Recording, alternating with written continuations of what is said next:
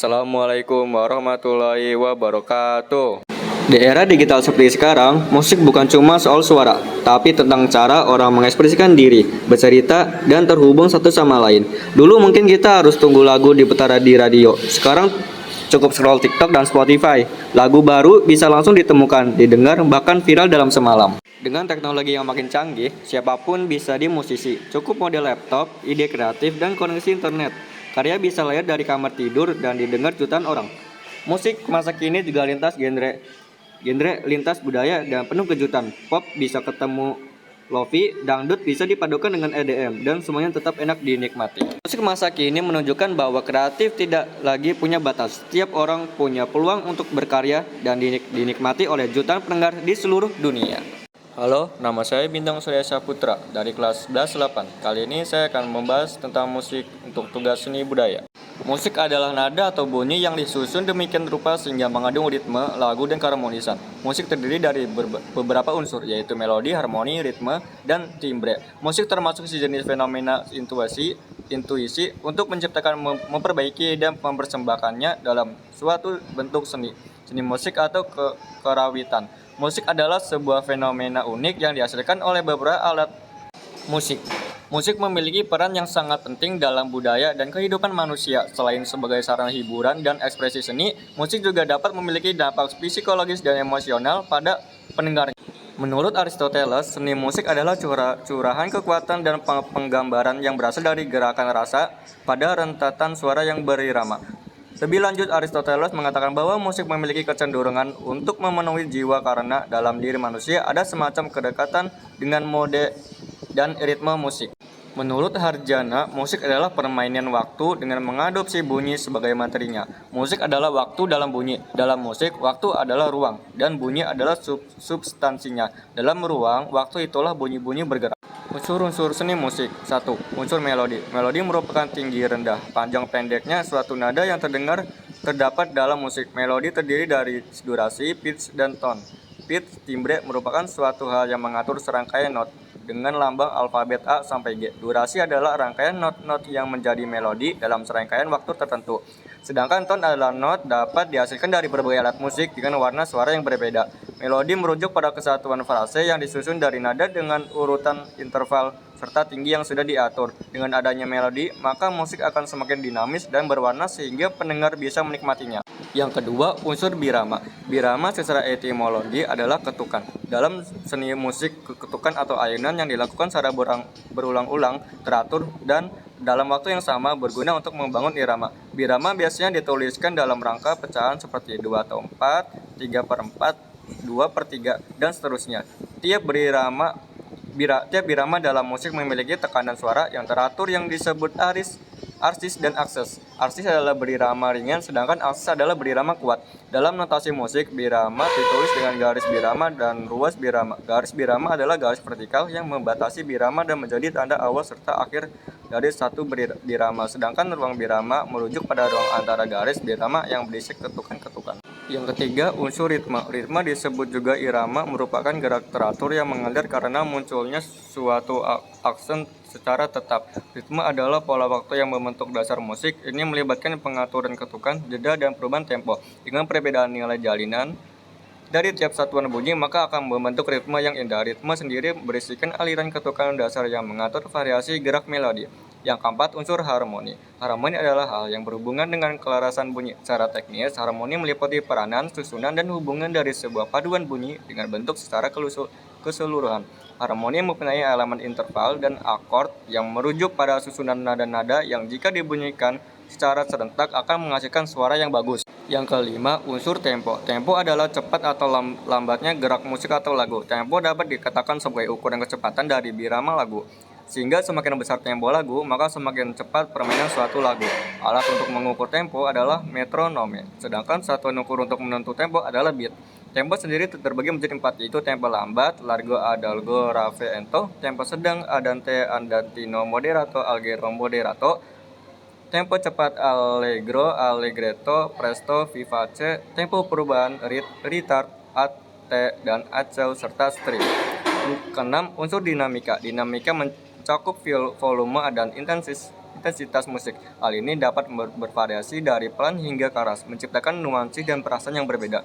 Dinamika merupakan unsur yang paling kuat menunjukkan emosi atau perasaan yang terkadang dalam sebuah karya musik jika dibandingkan dengan unsur-unsur lainnya. Dinamika dapat menunjukkan sebuah karya musik yang memiliki emosi atau perasaan seperti sedih, riang, gembira, agresif, atau datar. Yang ketujuh, unsur tangga nada. Tangga nada adalah rangkaian nada yang diatur dalam urutan tertentu yang membentuk dasar bagi sebagian besar musik. Tangga nada digunakan untuk menciptakan melodi, harmoni, dan akord dalam musik. Tangga nada biasanya dimulai dari satu nada dasar, tonik, dan diikuti oleh deretan nada-nada lain dalam urutan tertentu. Yang kedelapan adalah unsur notasi. Notasi adalah sistem yang digunakan untuk merekam dan mengkomunikasikan musik secara tertulis. Dengan adanya notasi, maka musisi akan lebih mudah untuk membaca, memahami, dan memainkan musik yang telah dikomposisikan oleh orang lain atau untuk mencatat ide-ide musik mereka sendiri.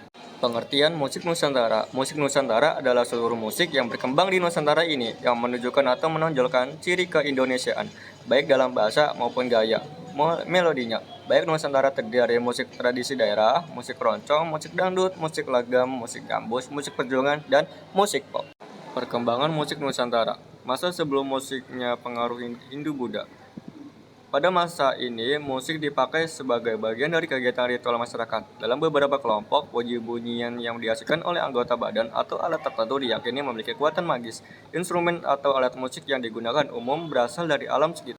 Masa setelah masuknya pengaruh Hindu-Buddha. Pada masa ini, berkembanglah musik-musik istana, khususnya di Jawa. Saat itu, musik tidak hanya dipakai sebagian bagian ritual saja, tetapi juga dalam kegiatan-kegiatan keistanaan sebagai sarana hiburan para tamu raja. Musik istana yang berkembang adalah musik gamelan.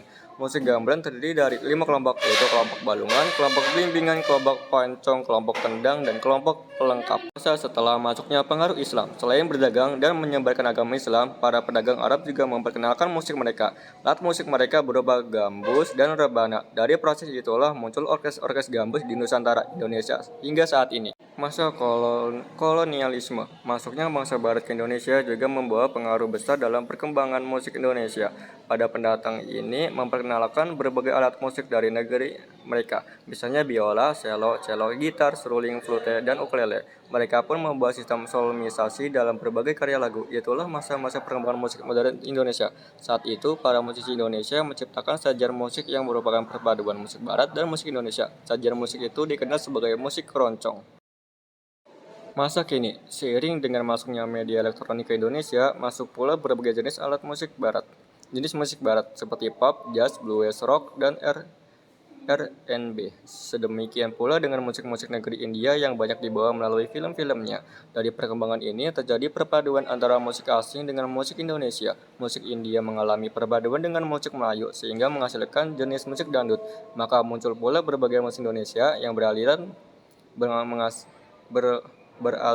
pop, jazz, blues, rock, dan R&B. Berkembang pula jenis musik yang memadukan unsur kedaerahan Indonesia dengan unsur musik barat, terutama alat-alat musiknya. Jenis musik ini sering disebut musik etnis. Sejarah musik barat. Mengutip dari buku modul seni budaya oleh Kementerian Pendidikan dan Kebudayaan, sejarah musik barat berasal dari tradisi gereja Katolik Roma di Italia sebagai pusatnya. Dari sana tradisi musik barat berkembang ke negara Jerman, Prancis, Austria, Inggris, Rusia, Polandia, Belanda, dan juga Swedia.